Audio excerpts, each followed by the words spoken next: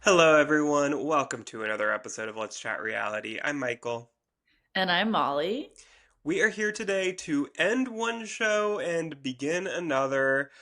We are talking Love Island, the final week, which includes the finale that just dropped. And we are starting this brand new season of Big Brother. We did a little cast preview last episode and draft. Now we are two episodes in, and we have a lot to talk about. Feeds have not dropped yet, I want to say, as we are recording this. As you are listening to it, they have been up for most likely a few hours, but as we are recording this, we have not seen anything from the feeds yet, so we are just talking episodes 1 and 2. And Molly, you watched episode 1 at the Dallas premiere party with some Big Brother cast. So tell us a little bit about that. How was that? Yes, it was a lot of fun. I went into Dallas for the weekend, which was great. And it was really exciting to get to meet Brooklyn, Kat, Angela, and obviously Quinn was there too, which was nice to see him again. And some other people like Matt from previous seasons and Cliff also was there. So there was a good turnout of the Big Brother people, and also Maria from Survivor. So it was also good to see her. But overall, it was really fun because we were in the movie theater watching the premiere on the big IMAX screen, which Hmm. was fun. To have a big screen Big Brother premiere, and it was great just to chat with the previous house guests and hear their opinions on this season so far and their favorites or people that they're rooting for. So it was just a fun time overall. Oh, that's nice. Did they do anything like after the episode where they talked about it at all, or during commercial breaks, or anything like that at the RJP event? Yeah, in the commercial breaks, they actually talked to each of the house guests Okay, so that's they cool. could like tease whatever that they Yeah. had going on or give some tea about their seasons or whatever. So we got some snippets of that throughout the while the premiere was happening in the commercial break. And then right afterwards, there was actually a little mini trivia thing because Quinn had bricks to give away. Oh, yes, I saw Um, that. and so they asked a few questions on that and gave those away. I didn't win one, but it was fun. And I got pictures with everyone too. So that was great. And so hopefully we'll get to see more premieres or more episodes with the Dallas crew. They're saying that they were going to host some more parties and other maybe for Amazing Race as well because Kat is going to be on next season of Amazing Race. So if you're in the Dallas area, definitely take advantage of these events because they're a lot of fun. That sounds very fun. I had so much FOMO when I saw all your pictures, and I hope that, yeah, if they do one later on in the season for maybe like a double eviction episode or finale or Amazing Race premiere, like you said, hopefully I will make a special effort to try to make it because it sounds very fun.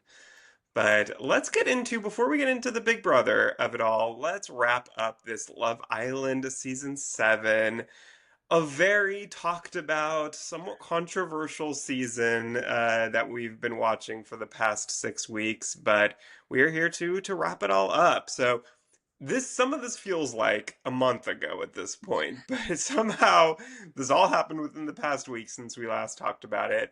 But we start with Sierra's removal from the villa. This happened in the first episode, right after we recorded the last episode. I know we had talked about last time whether we thought they were going to remove her or not. We got our answer. She was removed. And Molly, do you think, first of all, that producers did the right thing by sending her home?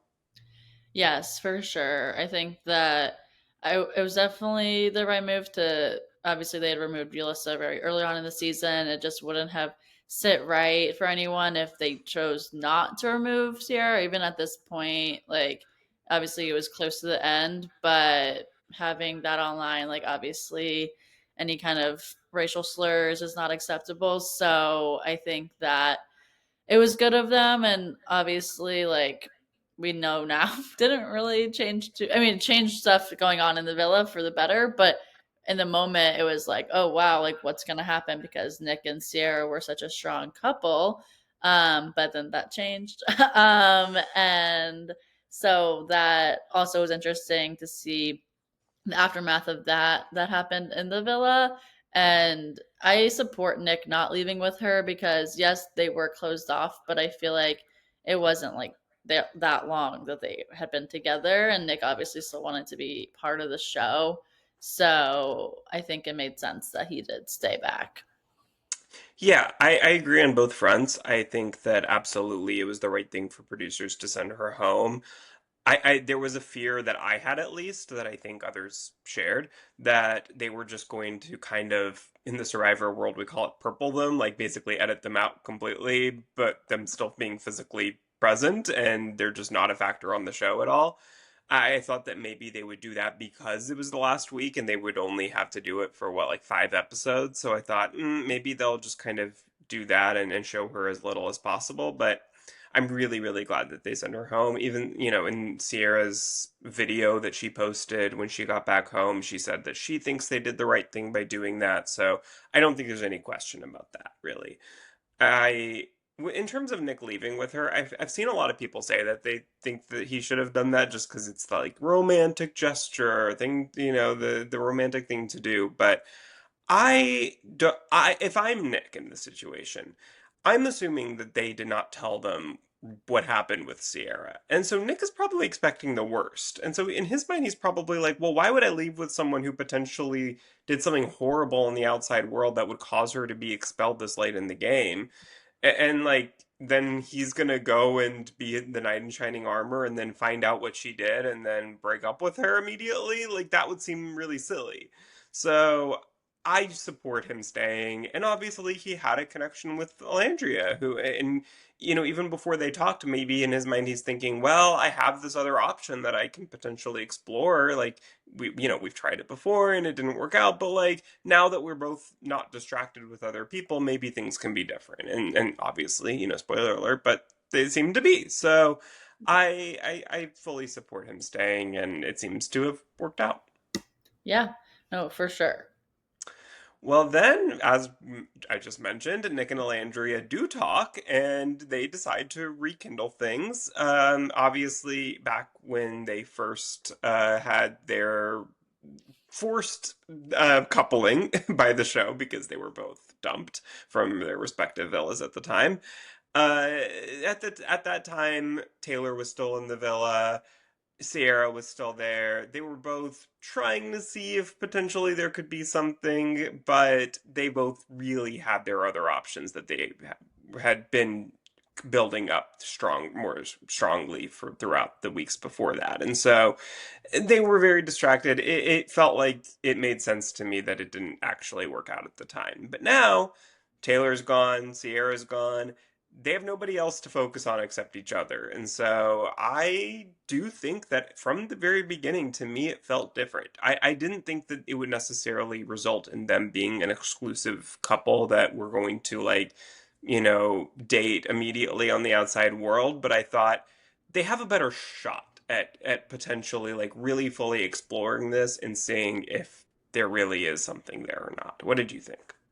Yeah, I agree. And I felt like they both kind of knew that already too, that they could maybe explore something, but then because of their previous connections, like it just wasn't really the time to do that. So now that the opportunity presented itself again here, I think that really just made it more so like, okay, let's try this out again. And this time we can go in it with a different perspective because then they don't have anyone else who's interfering with that in their minds. And I think that they obviously have really good chemistry. They were also like best friends, is what they say. I mean, they best friends for 5 weeks, but they are best friends.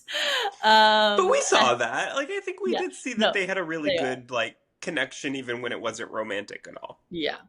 No, I did see them bonding a lot, so I liked them together, and I was excited to see Nicolandria in it again, full force. So it was great. Nicolandria Hive, rise up. We are being fed. And it just every time we think it's over, they prove us wrong, and we love that for them.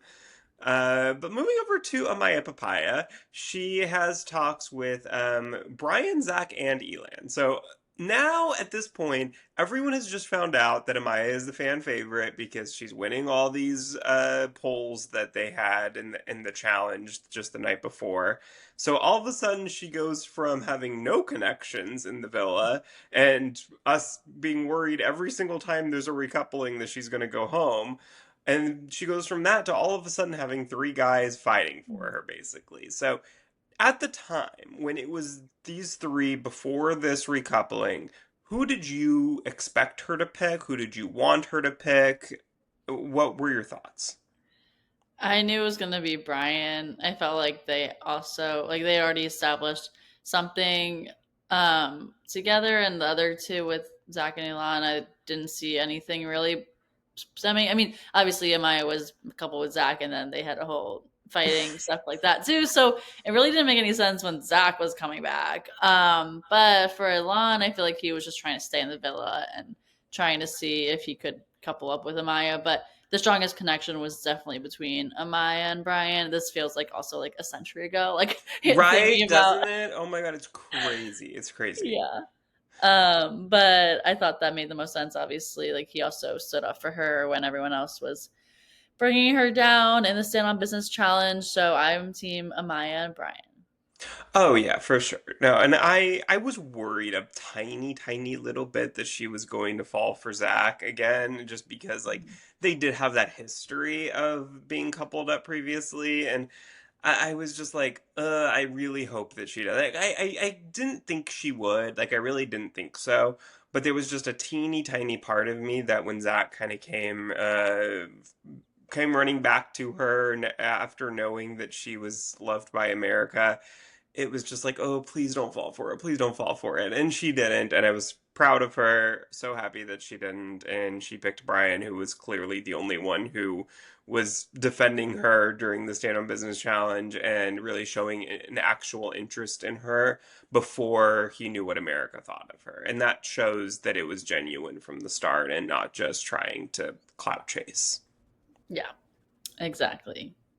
Well, then we do get the recoupling, the first of the season, where the girls are fully in control. We had that one weird one with the doors where the girls kind of had power, but the guys also had some power more so in that too. So this was the first like normal recoupling we had had in ages this season. So unsurprisingly, for the most part, Shelly picks Ace, Clark picks Taylor, Hedda picks Chris, Iris picks Pepe, Alandria picks Nick, and Amaya does pick Brian. So then Elan and Zach are left single and are sent home. So not too many, not really any surprises there. No, that was expected. Yeah. Well, then we get the baby episode, which I was really hoping we had avoided this season. This is more common in the UK. I understand I have not seen a full season of UK Love Island, to be frank, but my understanding is that this is a very common thing there. We have seen it in the US before, but they didn't do it last season, so I thought, oh, maybe they're past this. Like, maybe US Love Island is past the baby era, but unfortunately, although it was cute, there were parts of it that were cute. I just think it doesn't need to be like a full episode.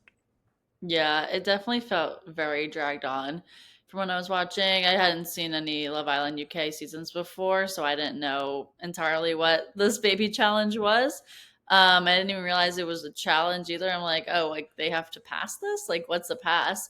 But now I understand why it's a pass fail situation because there were some parents in this that didn't take care of their baby or babies very well. But it was definitely interesting. I'll say that. Yeah, I just think because at the end of this episode, someone gets to go to the hideaway, and I really think that it should just be whoever wins Best Parent. Like, at least have them, like, compete for something, right? Yeah, yeah. I But didn't really understand the purpose. yeah, I mean, I don't know why it's like a challenge or they're being graded because it doesn't win, they don't win anything. But Taylor and Clark win for Best Parents, so congrats to them. Iris and Pepe, Huda and Chris, and Nick and Alandria also passed. I don't understand how Iris and Pepe passed this. They put their babies on the edge of the counter while they're cooking. Like they could have rolled off at any moment. Yeah, that was not good. Good to see that. How did they pass? But Yeah. anyways. Ace and Shelley and Ryan and Amaya failed, so whatever Yeah. that means. Uh, Their but babies there were were, crying too much. yeah, I mean, there were a couple of cute moments, like Nick and Andrea misgendering their baby and having to come up with a different name was a funny moment, and like Nick taking the baby to work out with him. It led to a couple of cute moments, but yeah, not too much to report on from that, other than Hutta and Chris, because this was really to me like this kind of the very start of what ends up being a long journey roller coaster for the two of them. Because Huda has some issues with the way that Chris was handling their fake child. The boys were like racing with the babies, and correct me if I am misremembering any of this, but Chris, I believe, like throws something off of the baby, one of the babies that, like some clothing or something, and Hada has an issue with that because it's giving her PTSD basically from, obviously, as we know, she has a mommy, Mamacita, and she, even though these are fake babies, to her, this is a real situation. And so she doesn't like the way that Chris is being a little flagrant with the babies just because they're obviously fake. But to Huda, this is an indication of potentially how he would be as a father. And so she has some issues with that, and Chris doesn't like the way that he thinks that she's being too serious with it, and then he tells her to shut up playfully, and Huda takes issue with that, of course. And then, she also has some other issues from earlier in the day when they were doing yoga, and Chris kind of mentioned something about everybody except for her and didn't offer to put her yoga mat away. So it's just kind of little things are piling up, and they are starting to have some issues.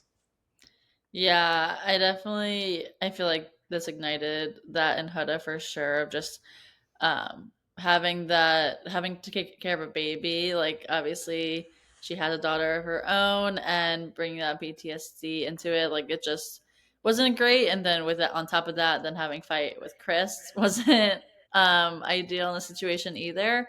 So I think here just it was interesting to see the conflict that they were having and how they were going about the conversation. Like I felt like Chris was kind of being a little bit standoffish. Like he would bring something up, but then like not really want to address it fully. But then Huda would then take it to the extreme and just think that everything was terrible and that he was ending things all together and like all that.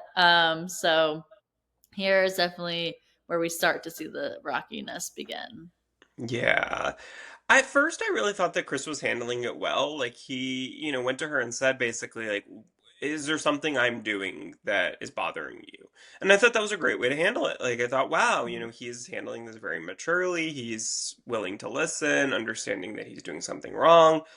And then I agree with you though that I think it feels like he is just kind of bottling up all of his issues and not really like he's saying all the right things, but you can tell just by his demeanor that he's kind of checked out Yeah. and not really fully.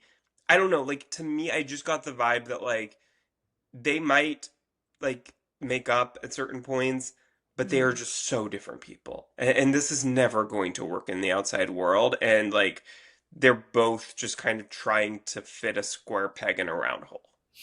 Yeah, for sure.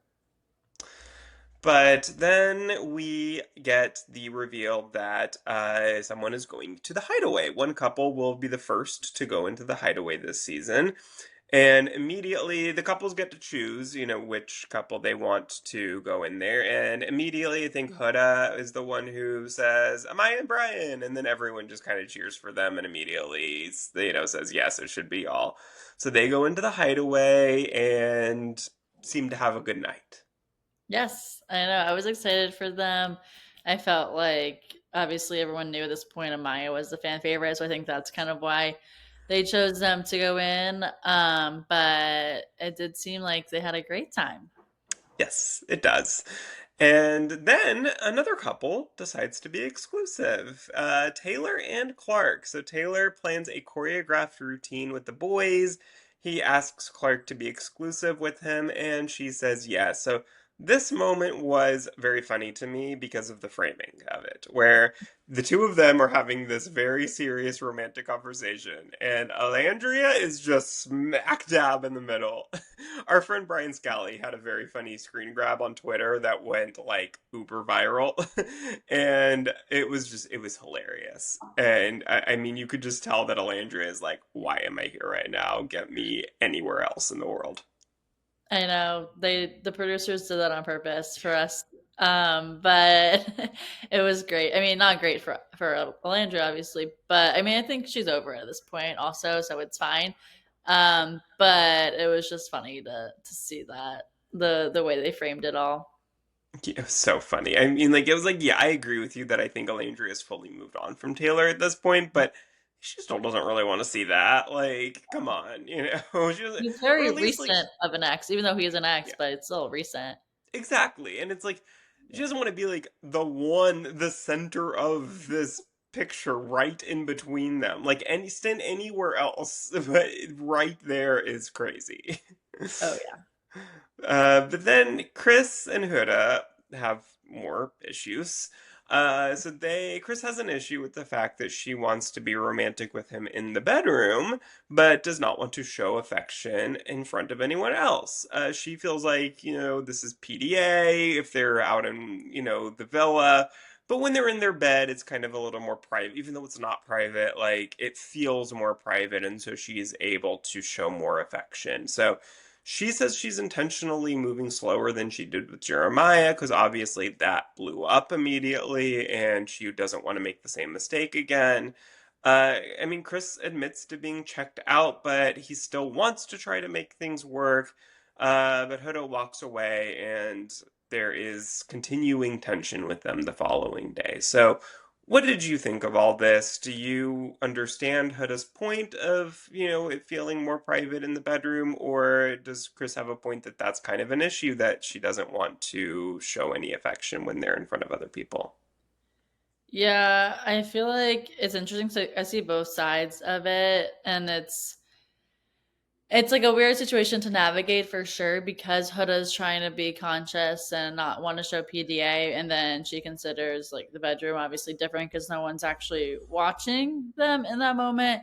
But then Chris doesn't understand why she can't even show some kind of affection out in public. Like at this point, like it's different. Like these people better, and like they're gonna know that you're not doing this like out of just because like this is how you do it all the time. Like she obviously was learning and understanding the dynamics there within the whole villa, but so Chris didn't like really understand that part of it of like, well, like why can't you do this? Like these are your friends. Like this isn't like what are you hiding from this? So that's why it made it seem so Chris didn't feel like Huda was into him. Like he wanted to try to pursue her in ways that like she was just trying to look as like a certain way on the outside of it, it seemed. Yeah, I also see both sides here. I do, because I can understand like I think if we flip the roles here, like if we say like Huda is the guy in the relationship and the guy only wanted to have sex but then not show any other romantic interest outside of that, I feel like we would be looking at him a little crazy. Like we would be thinking like, is he just using her basically for sex and not really interested in any other part of having a relationship. So I can see that point for sure. I I do understand though, in Huda's perspective, she's thinking that she does want to move differently than she did with Jeremiah because clearly that, was a disaster. So I can fully understand Huda wanting to move slower, but I think if you want to move slower, it needs to be consistent in every aspect of the relationship. And also, then, until you are ready to show affection outside of the bedroom, I think that you probably should not show it as much inside of the bedroom, to put it as delicately as possible, if Yeah, that makes sense. But yeah, I just think that you kind of need to be consistent in all areas of however, whatever speed you want to move at. agreed.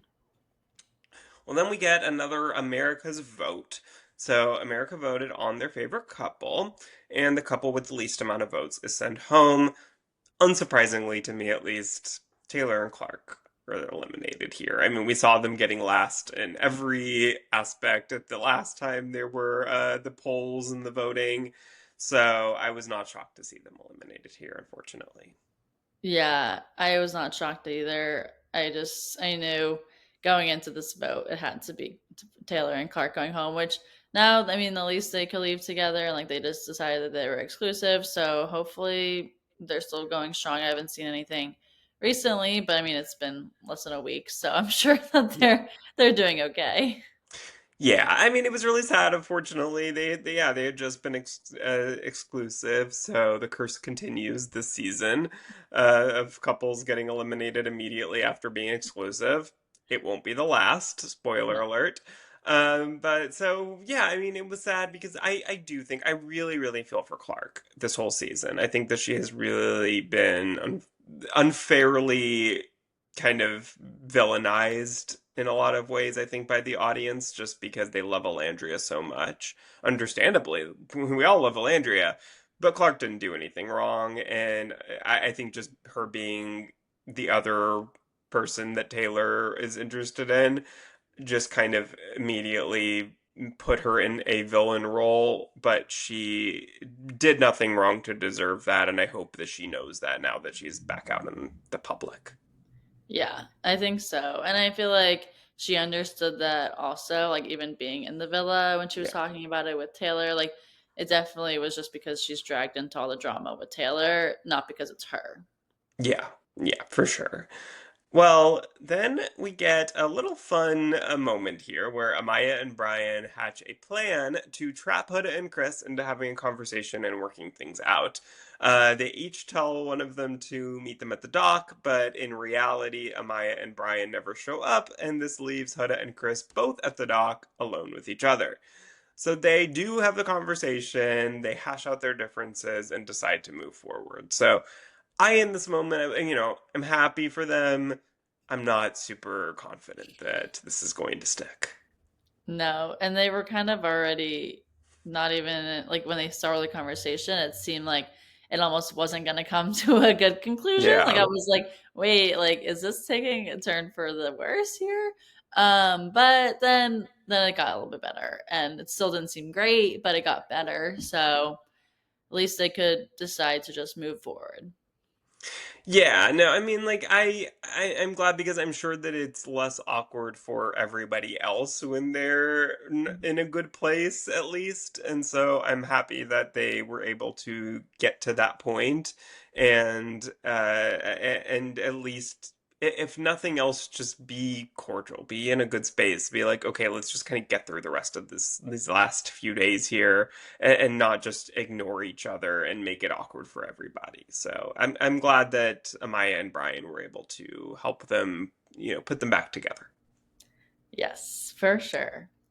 Then we get a very emotional episode. So we get the family visits, which were in person this year. Budget has gone up, and so they have the money to fly everybody to Fiji, all of their families, which was very nice. They do trick Amaya and Brian, who were the first ones to have their families show up. They originally put them on the big screen, like they're doing a video call with them, like they did last season. But then at some point, the video call cuts out and they think it's just technical issues. So they're waiting there. And while they are waiting, their families sneak into the villa. All the other couples see them and don't say anything. And then they come up behind them and surprise them. So it was so cute, such a cute moment. And I mean, there's a few highlights, I guess, that we can talk about. Alandria and her mother need their own show. First of Yes. all, I loved their dynamic. They were so cute. I loved when Huda and her sisters told Huda about the viral moment, the Mamacita moment. That was cute. But yeah, I mean, were there anything that stuck out to you? I was gonna say those moments. I feel Sorry, like no, took the good I ones. know those were good ones. I think just overall seeing I felt like Iris's family was really sweet. I loved her mom and her sister, and also just seeing them together with Pepe's parents. Like it just felt like actually like they all got along really well, which was nice. Which I wasn't surprised about, but I was like, oh, like now like they actually do feel like a strong couple. I mean, they already were building, but it felt like even in this moment though, I was like, oh, like they actually do see stuff outside of this too. But yeah, I just liked all the family visits. It was nice. I liked the surprise that they did. Obviously, we knew that they were all going there, but they didn't know yet. So it was great to see that everyone was super happy to see their family, and so that made it fun to watch. Yeah, I would say like the biggest revelation that I feel like came of this was Nick and Alandria kind of Yeah, finding out that America had really been kind of standing them before they ever yeah, developed any connection. And, from the very first episode, I forgot whether it was Nick's parents or I think it was Alandria's mom that really said something about that, right? yeah, And I liked that because I think that it really helped Nick and Landry to be like, was this fate? Like, were we supposed to be together this whole time? Like, was there something that America saw that the two of us didn't see? And so I feel like that helped them kind of be okay with being together because I think like there was just a little bit awkwardness of like I think Nick still kind of having Sierra in the back of his mind and Alandria kind of I don't know if she had Taylor in her mind, but just kind of being like, I don't know that it was like, are we just friends? Are we more like, I think there was still kind of this back and forth, but I feel like once they both talked to their families, I think it really did help them be like, no, I think we really should like fully be okay with exploring this. yeah. No, I thought that was good just for them to have that understanding of like, yeah, like we are backed by America here. Hmm. So that was nice, and it did feel like then they felt like, okay, like let's dive into this more. Yeah. Well, at the end of this episode, they have like a family dinner. Once the families all leave, the Islanders have a family dinner just with each other, and they are shocked to discover that there is going to be a final dumping right then and there. And Ace and Shelley received the fewest votes and were sent home. And this was pretty shocking, I think, for a lot of people. I think that, Ace and Shelley were towards the bottom of all of the votes, the rankings that they had done a few episodes prior. But I think still there was this kind of understanding that like, okay, we might not be the biggest fans of Ace and Shelley, but they are the strongest couple. They are the couple that has been there since the beginning, not as a couple, but like developing a relationship even when they were in other pairings. And they had just, made things exclusive when they were at the hideaway. And, there was this kind of shocking reveal that, yeah, even with all of that, they still got the fewest votes. So what did you think when that happened? Yeah, I didn't think that. Like, I had a feeling that it could have been them, but then I also was like, oh well. I feel like America does want to vote for a couple that's actually strong, but I guess that I was wrong. So I feel like in this episode, it should have probably been Huda and Chris that went home, but Huda still has a lot of fans that are voting for her, so I think that definitely swayed it. And I don't know. I feel like people just have such a strong hatred of Ace at this point that they just don't want to see him winning Love Island. So that was why they didn't receive the most votes there. And I do wonder if the Islanders themselves had been focusing more on keeping stronger couples in the villa. Yeah. I wonder if America would have kind of followed suit. Like, I wonder if it's just kind of like this is how this season, like the rules of this season. Like, I think of it kind of like a Survivor or Big Brother season. Like, the contestants themselves kind of make the rules of that season. What is valued in that season? What is important? What is considered to be, grounds for removal? Like, what is, what are we prioritizing here? And clearly, this season, strong couples were not prioritized in staying in the villa. And it was, more important for people to explore other options. That was what was praised and made people stay in the villa was, have you explored all your options? Are you willing to explore in the future? And so I guess that just kind of became the rules for this season was like, if you were in a strong exclusive couple, you're free to leave. Yeah, no, that's a good point because I think that definitely was a way where people were thinking about like, okay, well, we're just gonna vote for our absolute favorite people, not necessarily Yeah. couple, but the people that they like, and they don't care about how strong you are as a couple because obviously that hasn't been doing great for throughout the season for people. If they are in a strong couple, they get sent home. So that's a good comparison there. Yeah, because like every other couple kind of has at least one fan favorite. Like Yeah. Pepe, Huda. I mean, strangely enough to say, Huda's become a fan favorite. Mhm. Nick and Alandria both, and then Amaya, Papaya. Like every other couple had somebody who was kind of like at the very top of those fan favorite rankings, I would say. And unfortunately, I think Shelley's stock has kind of dropped as the season's gone on a bit, and Ace has always been kind of right at the bottom. So, yeah, I mean, I guess when you really think about it, it does make sense in that sense. But I think that if America was really trying to, vote for who is the strongest couple and eliminating the weakest couples, it would not have been them. So. Yeah, definitely. Very interesting, very interesting. But then we get to the finale episode. So there's, it's a lot of final dates, which for the most part are very cute, very sappy, but not a whole lot to discuss necessarily. But there was one coupling here who kept us entertained and guessing till the very, very end, and that is Huda and Chris.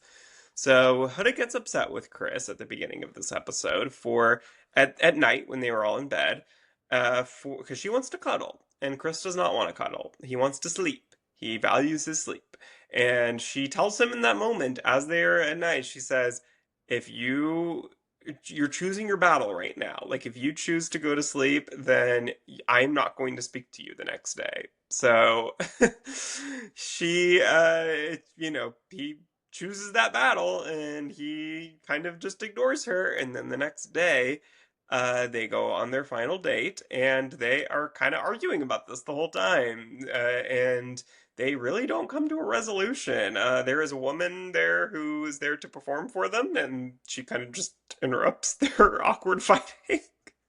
It's if you haven't watched this, like I know a lot of people are like, oh, the Love Island finale, just fast forward, see who wins. So there's nothing here.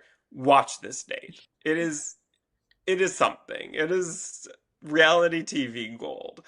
And Huda decides to end their relationship after this. She says that she thinks they're probably better off just being friends.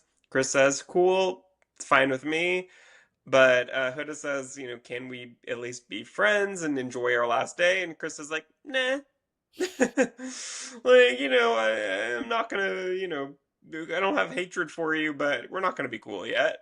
So she, as they're walking away, even like he kind of, there's like little rocks. They're like walking kind of like on water or like little pebbles, and he kind of just lets her walk there, like in her heels by herself. Oh my Doesn't god. really help her. So, yeah, it's quite something. Yeah. I mean, at least we got some drama in the finale, Yeah. but I mean, that's not great for either of them, obviously, but it did bring great TV for us. So, can't complain about that. No, yeah. I was thrilled to have this because I really thought when I saw a 2 hour episode, I was like, oh my God, for like what is there to cover for 2 hours in a Love Island finale? But at least we had something here to dig into that was quite entertaining. Yes. And there's, updates for some of these other couples during their dates also. Nick and Alandria had a very cute thing where they had uh, messages from their stans that they got to read. And I think, again, in addition to the family visit and this, like, I think they're kind of really understanding the fact that, like, America had been standing Nicolandria from day one and saw something that they never did. And then Amaya and Brian became exclusive during their date. And Nick and Alandria also did agree to continue dating after the show. I don't think they became exclusive if I remember right, but Amaya and Brian did. So some exciting updates to end the season before we got to the results here. Yeah. Now it actually feels like we have some strong couples, which is Yeah. nice to have that now finally happen and that people actually support. Yes, for sure. Now, I think like it took us some time, and these couples are all very new, so I think there's not going to be necessarily there's not potential for like an engagement at the end of this, like on Bachelor in Paradise or something. How you have like three engagements sometimes at the end, which is ridiculous. But and we never really get that on Love Island, anyways. But like if that was like part of the show, it I don't know which couple would have like we would have felt comfortable going that far. You know what I mean? Yeah, none of them. Yeah. But we then get the final four results. Iris and Pepe are in fourth place. Huda and Chris are in third, which is wild. The fact that a couple that's not even together anymore beat Iris and Pepe. I know. It's just because of all the Huda fans. Yeah, yeah, But I and thought, also people voting did not realize that Huda and Chris would have broken up by now. But yeah. I think No, I we know maybe it's could have crazy. guessed it. Yeah. And then we have the final two couples, Alandra and Nick, and Amaya and Brian. I thought it was going to be Amaya and Brian, but I really wasn't 100% sure. Did you have any expectations coming into this of whether you thought which one of those you thought it was going to be? Yeah, I was 99.9% sure it was Amaya and Brian, so I felt like going into it, I was like, okay, I know it's gonna be an Amaya win. I thought that too, but I feel like I just saw so many Nicolandria fans also online, really Mhm. rooting for them. That like I didn't think it was going to be like a runaway victory, and also Nick and Alandria both have very strong fan bases, whereas like Brian's a Casa Amor edition, so I don't think that he has individually as large of a fan base. So like Amaya can kind of carry the weight for the both of them for sure, but like I thought there's potential for Nick and Alandria fans to kind of sneak a win for them, but they did not. They came in second, and Amaya Papaya and Brian end up our winners here. Yay, I'm so happy for them, and it made sense to end the season that way. Just of course our sweetheart Amaya Papaya. Yes, for sure. No surprise they split the 100K prize between them, and all is right in the world. I cannot wait for Amaya to come out of the villa and just see her love and support. And really, a lot of them, I mean, have like huge followings now. I just want them to like film them getting their phones back.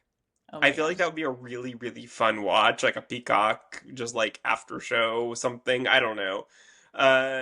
It would be very entertaining to watch them find out like how many followers they have now and just like see how much support they have and read some of their messages. Like I think it would be a really fun thing. But yeah, I'm excited. I know we're not going to get that, but I'm excited to see their interviews in a few days, probably, where they'll find out some of these moments, watch some of the clips back. I'm sure like Bryce Sander from Entertainment Tonight has been showing all of the couples when their exit interviews, like Amaya's song and the Mamacita moment. So like I'm curious to see how they're going to react to seeing all those moments for the first time back. Yeah, I'm excited to see that. I feel like it's gonna be just overall like the excitement that they have of seeing how much love and support that they've had is just gonna be great. Yes. Well, Ariana also revealed that there will be a reunion coming up in August. She and Andy Cohen will be co-hosting it this year, which I'm excited about because we know that any Bravo fan knows that Andy will not afraid to ask the questions that some other interviewers shy away from. So I am excited for that, and we will certainly cover that when it comes out in a few weeks. Yes. I know that will be exciting to see that. I can't believe that few like August is kind of close to now. But that'll be fun to see that and see how their couples last or don't last and all the drama and everything that can happen in between now and then. Yeah, I'm glad that they give them a minute before filming the reunion because it's like with Big Brother, I always wish that they would do a reunion like that. Like, we get them on stage or they ask some questions, but they haven't seen the show yet back, so they haven't seen like what they've said about each other. And, there's so much more potential for drama when you let them like go home, watch the show back, let things happen between the couples, see who sticks together, and if any of them are going to break up, even before that. I think the one that I could see that happen with is potentially Iris and Pepe, just because I think that Pepe will want to potentially explore things with Hannah. I still do think that. I still do, and I could be wrong, but I I still do don't think know. that there's potential there for him to be like, just not feeling like he can comfortably like be exclusive with Iris until he like kind of just closes that chapter at least with Hannah. Yeah, I don't know. I just feel like him and Iris are stronger than him and Hannah were. So we'll have to see what happens. But yeah, I could Yeah. see that causing some kind of drama. Yeah, like I just think because like he broke up with Grayson, I think that like that stand on business challenge, the way that he was talking about Hannah still at that point, I was like, it's been a minute. Even at that point it had been, and I was like, the fact that he was still thinking about her after all that time just made me think like he probably hasn't forgotten about her yet, even now. Yeah, that's true. But I think he just wasn't really into Grayson. Yeah. So I think that was also a reason No, for kind of sure. to help him get out of it a little easier. That's probably very true also. But we Yeah. will see. We will Yeah. see. I am excited for that. Look, it's been a very polarizing season of Love Island, but I've really enjoyed it. I really have, and I think even people who are complaining about it now, I think in a few years, when we get a really bad season of Love Island again, where there's really like not much happening, we're gonna be looking at this one very fondly and all the like very iconic, memorable moments that we got out of it. Yeah, I agree. I feel like overall people just also there's been so many new fans of Love Island. I think everyone just kind of had the expectations of last season still in their minds. And obviously like season 6 was incredible, but you're not gonna get to that level again. Like you can't compare it to that. And people were just unfairly comparing all the things to it. And obviously like when you're having such a success. Like it's not nothing's gonna hit to that level. So season 7 having some people disappointed, not some, a lot of people disappointed. But I think that overall we did get a good season. We have still strong couples at the end of this, and we got the drama along the way. So I can't complain. I might get a lot of hate for this. I, in some ways, enjoyed this more than season 6 Wow. because I watched for the mess. And look, I really don't care about the sappy romantic. Like, I think as long as we get one strong couple that lasts like a decent amount of time from these shows, the season was a success. Like, we Mhm. get so many shows these days, like Bachelor in Paradise, where it's like the couple lasts for 1 month, and then like there's only one option for a couple on those shows too, and then like they like don't last, or like even by the after their final rose, they're broken up. To me, then that is potentially like you could say is a failure of a season. But I would say if any of these couples last, like if they're still together when next season premieres, I think it was a successful season. And I think we got more messy drama this season than we did last year. And there was drama last season, don't get me wrong, there was plenty. But I do think that we potentially had more this season, if you really think about it. And so, like, I know that there weren't as many, like, strong, likable couples that, like, from beginning to end were pretty steady. And I think that for people who watch this for the love of the Love Island, then yes, season 6 was probably a much better season for you. But for people who watch for the mess and the drama, we got so much of that this season, and I feel like it was even more popular. Like, I feel like I was talking about it more with my friends even than I did last season. Yeah. And yeah, I wouldn't say I enjoyed it more. I think I enjoyed it pretty equally, but in certain aspects, I think that it actually even exceeded last season. So I don't know. Yeah, I mean, that's a good point. I feel like overall we did get a lot more drama this season, just between various different couples. Obviously, in the beginning of the season, it was kind of geared towards the Huda and Jeremiah drama, but then once that ended, then we got to see more. So, and also, and people had some downfalls, uprising. Like there was Yeah, a exactly. lot dynamics going on throughout the season, which also made it fun to just witness and be able to talk about. I had so many people always talking to about this. I was always talking about Love Island. So now I'm like, what do I talk about at work now with all my coworkers Get and them into Big people? Brother. That's true. I have been starting to tell people to watch Big Brother. But I feel like Love Island were just so popular across Yeah.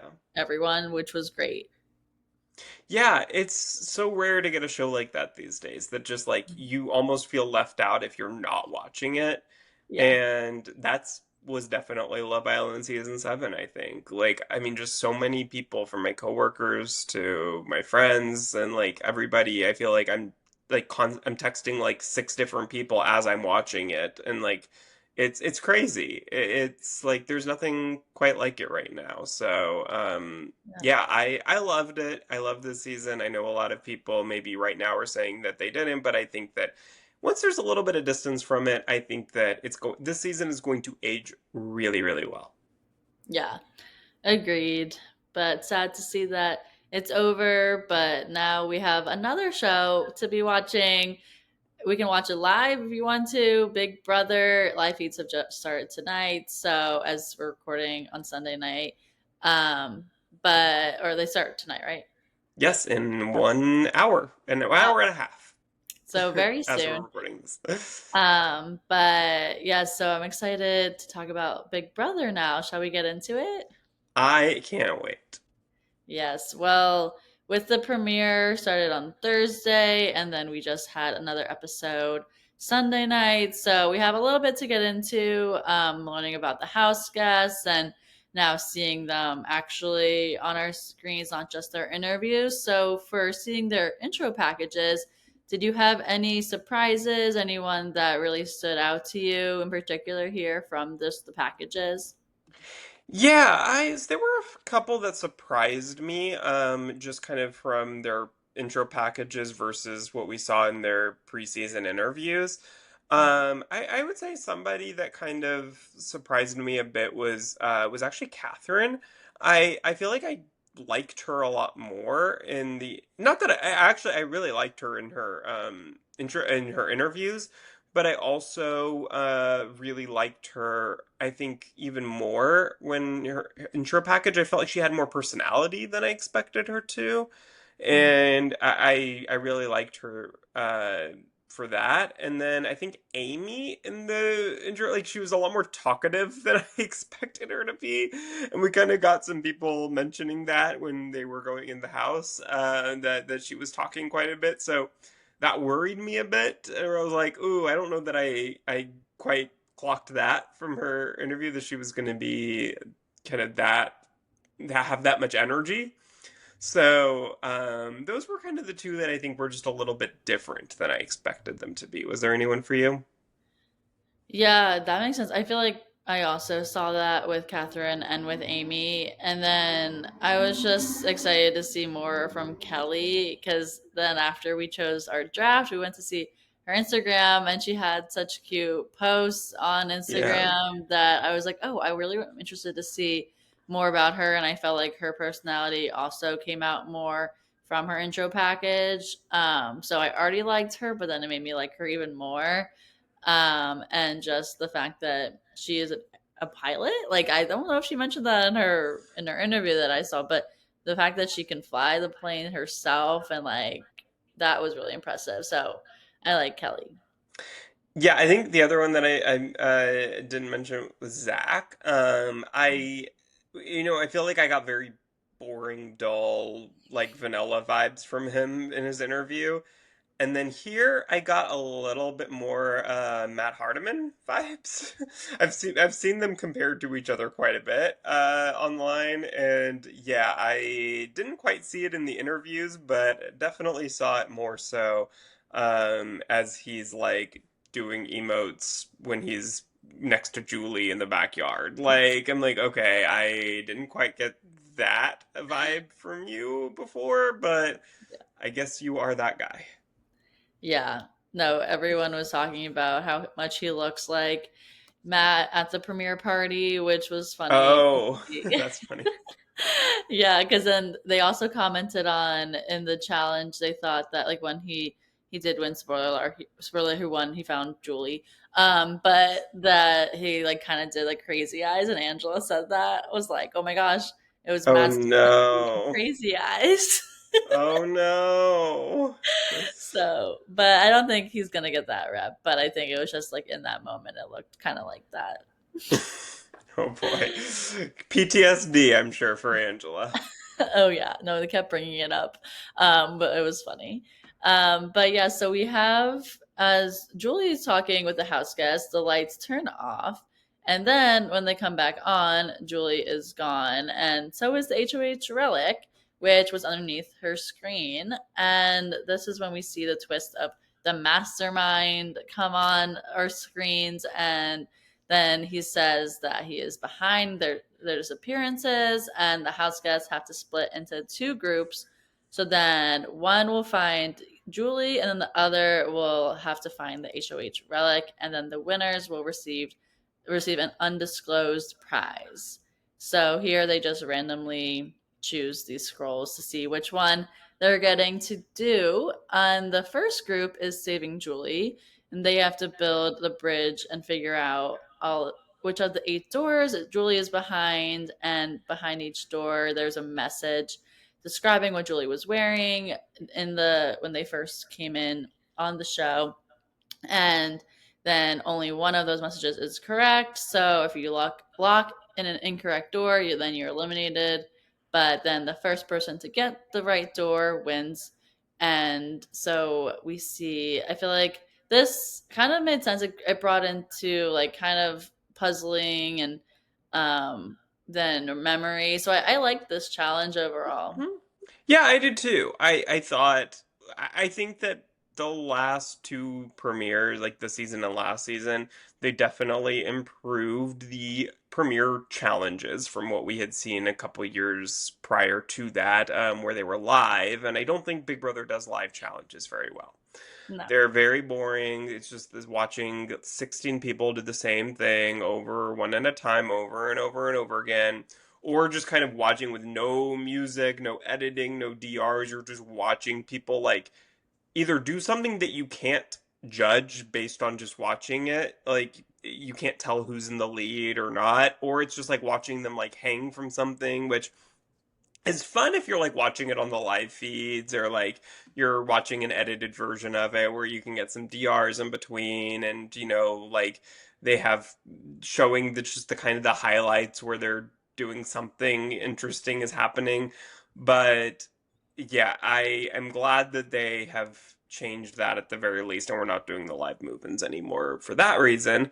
But yeah, I liked this challenge. I thought it was pretty fair that it was pretty equitable where anyone could win. Um, Going back a bit, the mastermind, I don't know how we went from the adorable Janky to this horrendous looking mastermind that w- will give me nightmares for the next month or so. I'm horrified. But three challenges in one episode is a little bit much for my taste, but it was fine. Yeah, it were there were a lot of challenges, and we didn't see yet what Zach won, but because Zach is the winner here, he ends up winning $10,000, which that's a really big prize. So that was really great And for it Zach. ends up being bigger, as we Yeah, it find out in does. tonight's episode. Exactly. So really big prize there. So it was a good one to win for Zach for sure.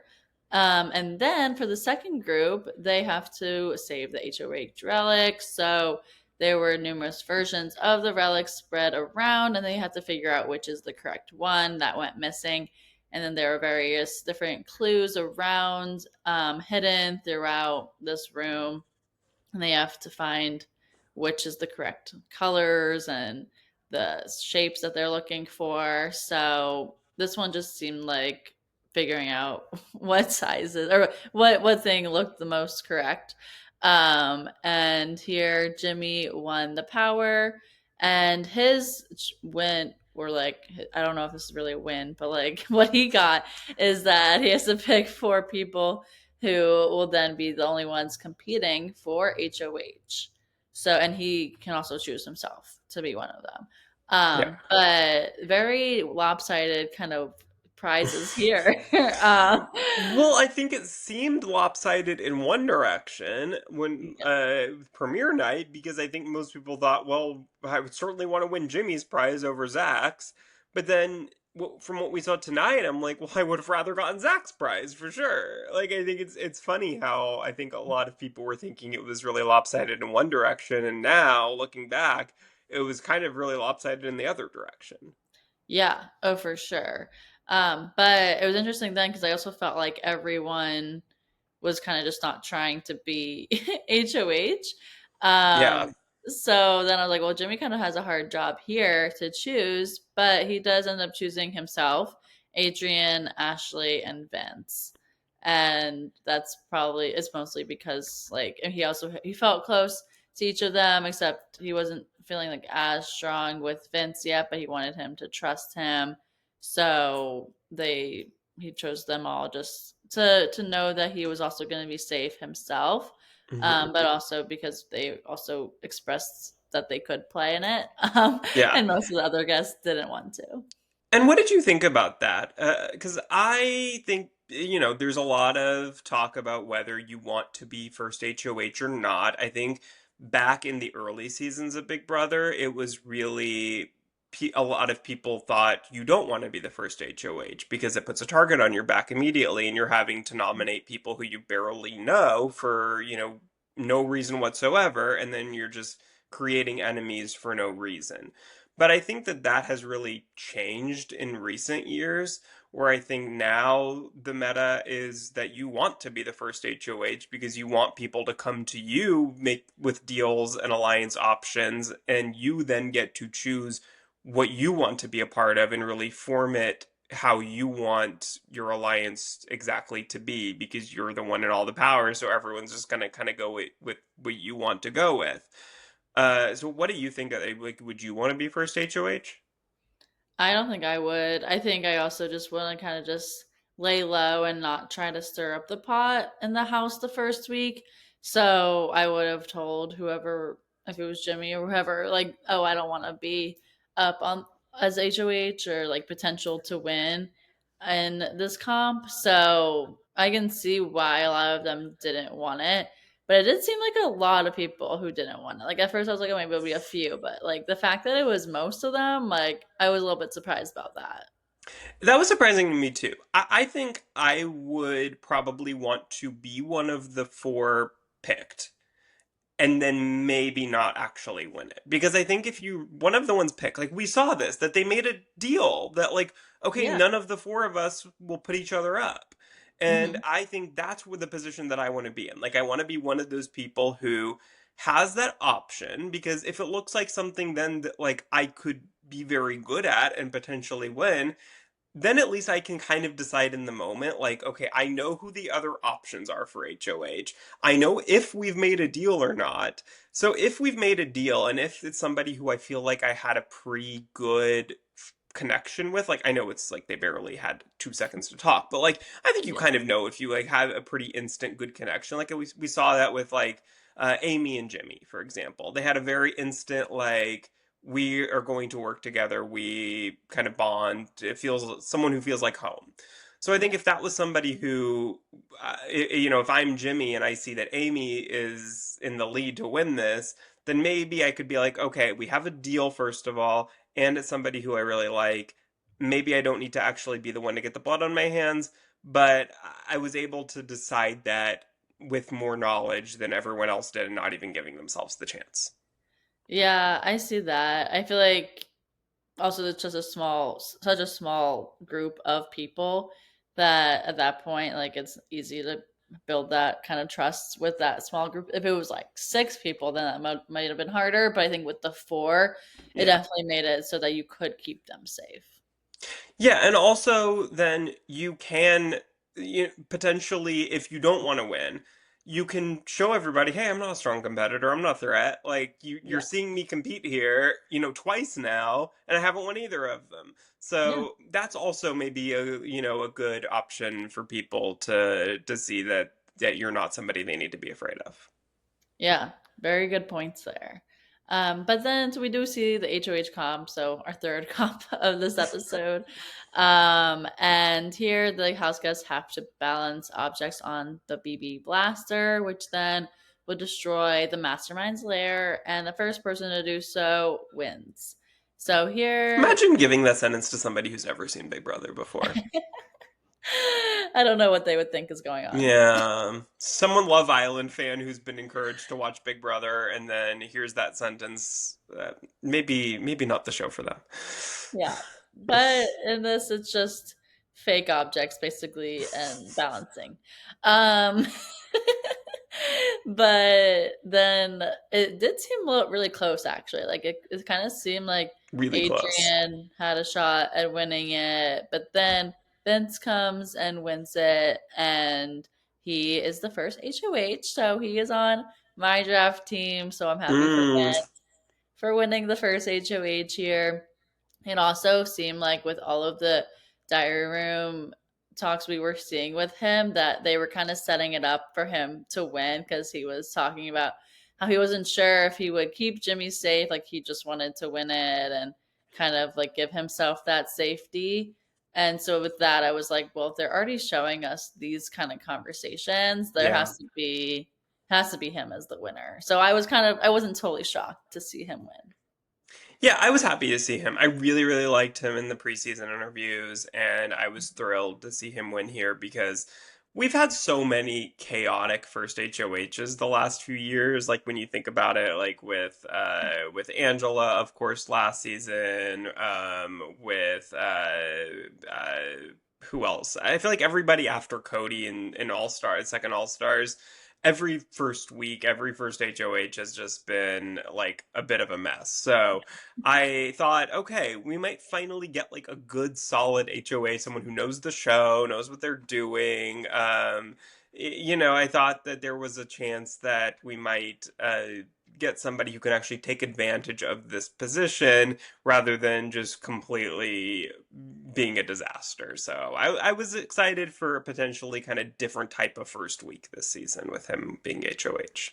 Yeah, I agree. I thought it was he was gonna bring more experience, or just not. I mean, obviously he hasn't played it, but like he knows has the knowledge of like and more stability in his mind too, in being the HOH. Yeah, although we saw with Frenchie in 23 that knowledge is not necessarily power. True, that is true. Um, but now we finally get to see who the surprise house guest is, which, to no surprise, it was Rachel Riley. And she enters into the house and is a full house guest. But then the mastermind reveals that he had an accomplice, and it is one of them. And that person is not an actual guest yet, but they will become one if the majority of the house guests do not detect who it is. So we kind of had two twists in this scenario here. So what are your thoughts on this situation? Yeah, okay, at first I was like confused by it. I was like, I don't really quite understand this. But because it was like, okay, Rachel's the 16th house guest, not the 17th, and one of them is the accomplice who it was just all kind of like, okay, I The need to math wasn't rewind. mathing. Yeah, I was like, I need to rewind and figure out what this means. But I'm okay with this twist. Like it's fine. I didn't quite I was like, okay, is this it really isn't worth not having 4 days of feeds? Like we could have just done this vote in the premiere episode, right? Like I that's kind of my issue with it. Like I think that they could have just taken the last 10 minutes of this episode, showed them strategizing and figuring out who potentially it is, and then end the episode with the vote and deciding, if someone what they were all going to be house guests or if the accomplice is voted off. And that's how we end the premiere. And then I think, okay, then we get feeds right away. We only missed 2 days of feeds instead of 5 days of feeds. And that to me was just the part that annoyed me. I understand wanting to, let us speculate for days and have the TikTok clips shown and all this stuff. Like, I get it, and I'm sure they got exactly what they were looking for with that because people really did like, scan the episode for any little clues and that part was fun, but we're just missing so much that it's just kind of annoying to me. Yeah, I agree. And also, I mean, that left us with a cliffhanger that we had to wait so many days for. I mean, so many, it was 4 days. But um For Big Brother, that's a lot to not yes, have feeds for 4 days. that is a lot. So I feel like that maybe they'll take back and as feedback and maybe not make it so it's that long for people to watch the live feeds again. Oh, Molly, if you But think the Big Brother takes feedback, you have another thing coming. yeah, well, they can keep note of it. Maybe not actually enact on it, but just Yeah. keep it in their minds.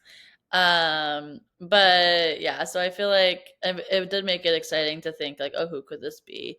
And that's what it left on as the cliffhanger. So then we picked up in Sunday night's episode with who they think the accomplice is, and everyone has to vote. So we had 11 votes for Riley, 5 votes for Zay. And so at this point, it's like, okay, so I guess it's Riley, but no, it's not Riley. We find out that the accomplice is Amy, and we saw the clips of her completing her tasks. So it's good to see that Amy did make it through, and I'm happy that she accomplished those. I'm really glad that Amy was not voted off here because I expected Amy to be a Rachel ally in this game because they just seem to have a lot in common. And I thought, oh God, if she is, because there was speculation on TikTok, throughout the last few days that people were showing clips of her where they thought that she, had something in her pocket, that she was, like, when the lights went out, that she kind of made a motion of like, taking something out of her pocket or putting it in. And so people kind of picked up on that and thought that that meant that Amy likely was the accomplice, which was correct.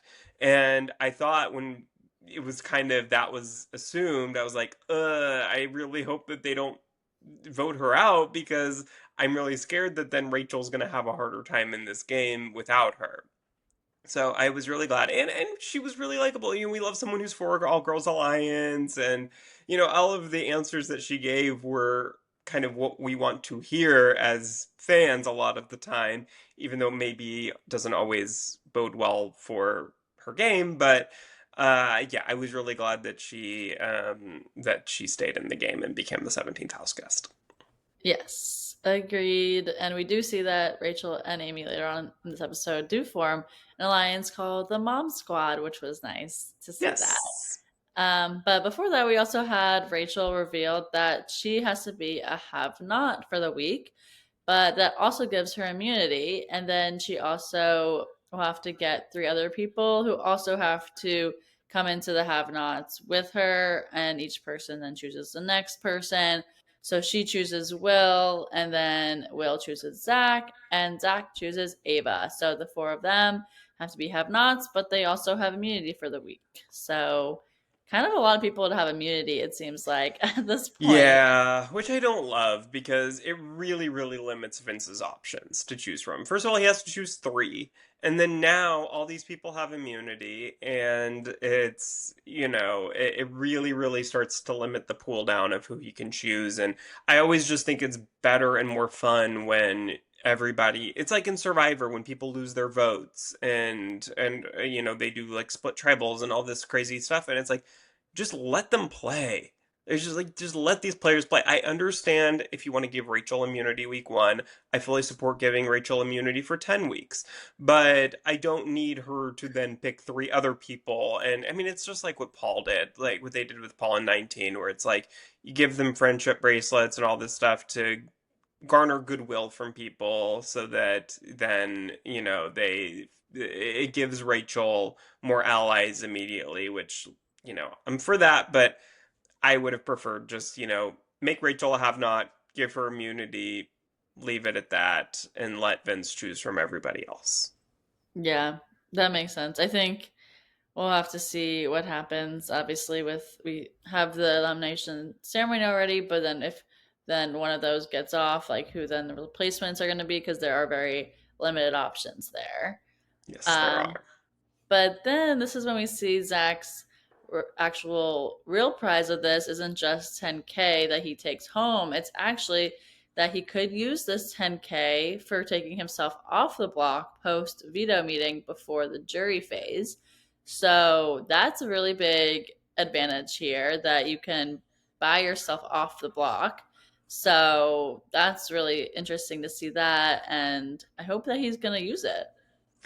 Yeah, this is interesting because on one hand, my first thought was that this is way too powerful.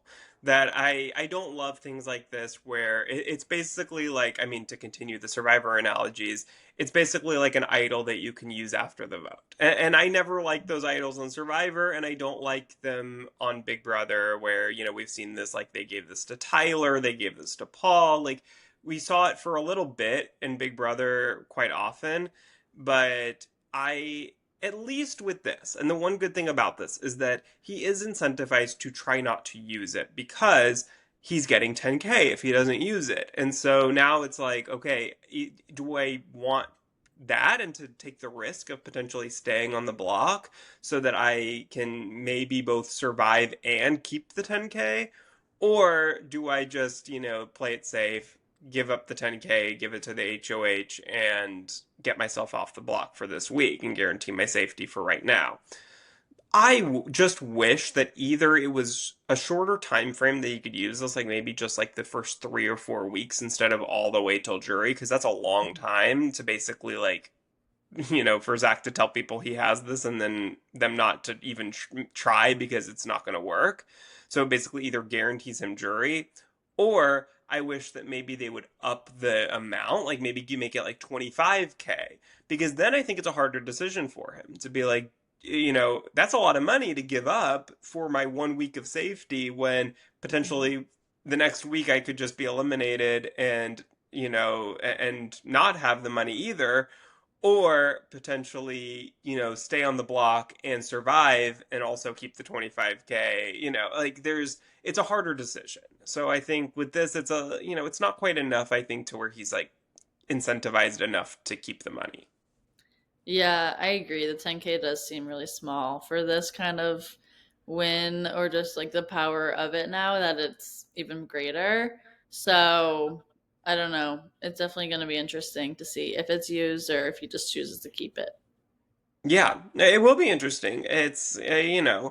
I'm not surprised that I feel like I was kind of surprised when the only rewards for those first two challenges were money and then that one choosing the HOHs, because then that's not something that extends throughout the season, where I feel like they like to give those little powers that like Mhm. last for a few weeks during the that first episode. So this made sense to me. I was like, oh, okay. Now we're back to normal Big Brother here. Yes, for sure. And then we have Showergate. So Hashtag Ash, Showergate. yes. So the first night that Vince gets into his HOH room, Ashley has to take a shower there, and the shower lasts a while. and Vince hadn't even showered yet. So the majority of the house then talking about this and saying how that was disrespectful, that Ashley shouldn't have showered before Vince, and that she was taking too long. So, kind of upset a lot of people that she took her sweet time getting clean. Yeah. Um, and I can see why people were mad or upset about that and overall, but it's just such a stupid thing to be like such harping on this. I mean, obviously, it's also like the first day, so you're exhausted and just wanting to go to sleep. So, that also didn't help with the feelings of that. But it was interesting to see that. And then also Catherine asked Ashley about it in front of the group, so in front of a group, and then they talk about it there. And so it seems like this is still going to be very common theme of this week so far, at least. Yeah, I think at this point, everyone is just kind of looking for something to, like, some reason to target somebody, like, any little thing that you do to put a spotlight on yourself at this early on, day one, two of the game, is not a great thing because it's just going to, be the one thing that everybody harps on. Everybody's looking for something to keep the spotlight off of them. This is where I again wish that we had feeds because I think back to Taylor Hale and in BB24 the whole house was talking all about Taylor and how all these terrible things that she did and said early on in the game. And because we had feeds from day one that season, we knew that this wasn't true. We knew that they were putting all of this out of proportion. And we would have never known that if we didn't have the feeds. And we always would have said, well, maybe she did do some of this stuff. Who knows? We can't say for sure. But we can say for sure because we had feeds. Now, I'm not saying that like what the group is saying about Ashley is on the level of Taylor. We'll see when the feeds come on how they're treating her and what's going on. But it just kind of, it really sucks to not be able to say for sure, oh, no, Ashley did ask Vince if she could take a shower. Oh, no, the shower was only 15 minutes long. Like, what are they talking about? Like, we just don't have any concrete facts to back this up. And so we don't know, like, who was out of line? Is the group overreacting, or is Ashley, like, did she actually, act in a disrespectful way that night? Like, it's just, it really kind of, it shows exactly why this is a problem that we're not getting fees for 5 days. So. Yeah, for sure. And also, I want to root for Ashley, so it's then like, I okay, know, like, and that's the thing. what? Like, yeah, she was so incredibly likable. I think like everybody's first draft picked. Yeah. So I mean, it really sucks to kind of see her just kind of potentially go out in this way. Who knows? But I would say as of right now, there's good potential for her to go home if she doesn't win the veto or if nothing major happens that changes that. But yeah, no, I really like Ashley, but no, I don't love the way that she handled this necessarily, which we'll get into. But yeah, it's sad, but also fun drama.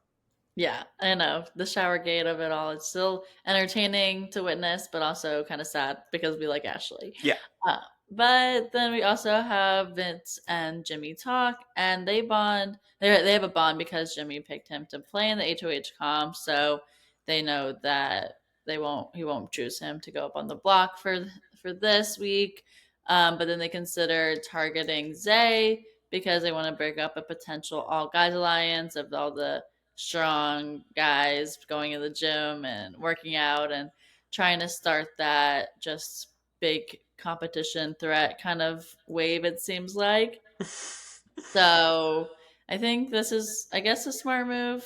But I don't know. We haven't seen too much from Zay yet, so I don't really know why he would be that big of a threat. But I mean, I'm all for breaking up a potential all guys alliance because yeah. it does form almost every season. You see these strong guys that are just like, oh, we need each other to be here because if, only one of us is here, the fewer of us that are here, like the bigger the spotlight is on the one that's still there versus if all of us are here, then, they can't get us all out. So I understand why it forms often, but I think it is smart to try to break that up and you know, lessen their numbers before they really become too strong to be able uh, to to get out. So yeah, I think that this is a smart move, and I'm happy to see it because I don't like all guys alliances. I don't know that many viewers do. Yeah, for sure. And then we also see Kelly and Vince bond, but then she offers herself to be nominated. And so that could be a way for their alliance to be kept a secret, but not a good move for Kelly to say that because you want to be safe. So why are you nominating yourself to be a pawn? My God, Kelly, just get out of the house. I don't like I. You're a very very nice person. I'm sure, Kelly. Anyone who is voluntarily nominating themselves week 1, I don't want you in this game. Like you're the most annoying. You don't care about winning. Like just okay. Like I hope you had fun. No, we don't need you here anymore. But it seemed like it came out of strategy too, though, because then she wanted to still work with Vince, but then kind of keep it But she secret. won't be in the house. How can you work Well, with she someone wouldn't when be you're outside of voted the out. house? Or she wouldn't think she would be voted out, at least. Look, any time you are nominated, you have the potential. Pawns go home. That is a Yeah. famous Big Brother saying. Pawns go home. Kelly can think that she's not, there's no reason why anyone would want her out. But when you are on that block and you are an option, you have a good chance of things flipping and you going home just because you're the only other option when everybody else changes their mind and decide that they want to keep the person who they were originally targeting. Yeah, very true. So we'll have to see what happens after. I mean, obviously, she's not nominated right now, but we'll see what happens later on in the season. But also, then everyone has one-on-one meetings with Vince, and Ashley's name came up just because of her having the shower drama of it all.